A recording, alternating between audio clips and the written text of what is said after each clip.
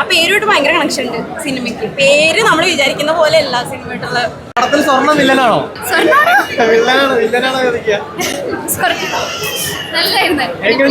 സാധാരണ കോമഡിയെ കാണാൻ പറ്റും പടത്തിൽ? ഇല്ല, കോമഡി ഉണ്ടായിരുന്നു, പക്ഷേ ഇത് വെറൈറ്റി ആയിട്ടുണ്ട്. അപ്പോൾ സീരിയസ് പടമാണോ? സീരിയസും എൻജോയ് ചെയ്യാൻ പറ്റി, ഫാമിലി എല്ലാവർക്കും കാണാൻ പറ്റും. അമ്പാനുണ്ട് സച്ചിൻ ഗോപു എല്ലാം നല്ലതാക്കണം. സോഷ്യൽ ഇമ്പാക്ട് ചെയ്യാൻ പറ്റി. സ്വർണ്ണില്ലാണ്ട് ജീവിക്കാൻ പറ്റുമോ? പറ്റും. സാധാരണ കാണുന്ന കോമഡി കാണാൻ പറ്റും പടത്തിൽ? ആ ബേസിന്റെ ആസ് യൂഷ്വൽ സാധനങ്ങൾ ഫസ്റ്റ് ഹാഫിലൊക്കെ ഉണ്ട്, പക്ഷെ ലാസ്റ്റൊക്കെ ആയ ഒരു ഭയങ്കര പവർഫുൾ ക്യാരക്ടറാണ്. ഭയങ്കര പവർഫുൾ എന്ന് പറഞ്ഞു കഴിഞ്ഞാൽ സച്ചിൻ ഗോപുക്ക് ഒരു രക്ഷയില്ല. അടിപൊളി അടിപൊളി കോമഡി ഒന്നല്ല, നമ്മളിപ്പോ പണ്ട് കാണുന്ന കുറെ ഒരു ഫീൽ ഗുഡ് മൂവീസ് ഉണ്ട്, അതുപോലത്തെ ഒരു മൂവിയാണ്. ഏതാണ് നായകൻ? സ്വർണ്ണാണോ ബേസിലാണോ?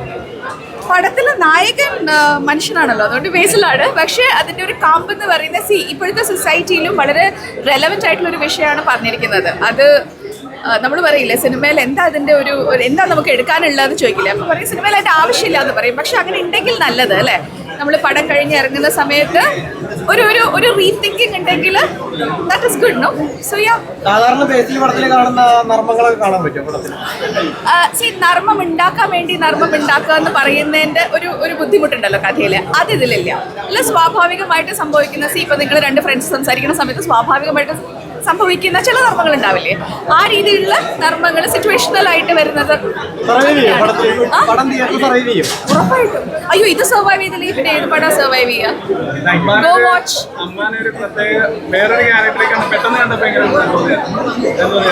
സജിന്റെ ക്യാരക്ടർ നല്ലൊരു നടൻ ഉണ്ടാവുന്നത് വേഴ്സിറ്റാലിറ്റി ഉണ്ടാവുമ്പോഴാണ്. ഒരേ ടൈപ്പ് റോള് ചെയ്യാതെ വേഴ്സിറ്റൈലാണ്, എനിക്ക് എല്ലാം ചെയ്യാൻ പറ്റും. ഒരു 1 to 10 എടുക്കുകയാണെങ്കിൽ 1ഉം 10ഉം എനിക്ക് ചെയ്യാൻ പറ്റുമെന്ന് പറയുമ്പോഴാണ് നല്ല നടന്മാരും നല്ല നടിമാരും ഒക്കെ ഉണ്ടാവണം അല്ലേ? സോ അങ്ങനെ നോക്കുകയാണെങ്കിൽ അമ്പാൻ ഇസ് വെരി ഗുഡ്. പടത്തിൽ സ്വർണ്ണം വില്ലനാണോ?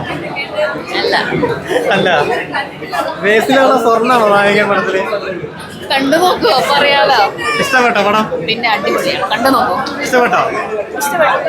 കോമഡി കണ്ടോ ബേസിലെ? കണ്ടു നോക്കൂ.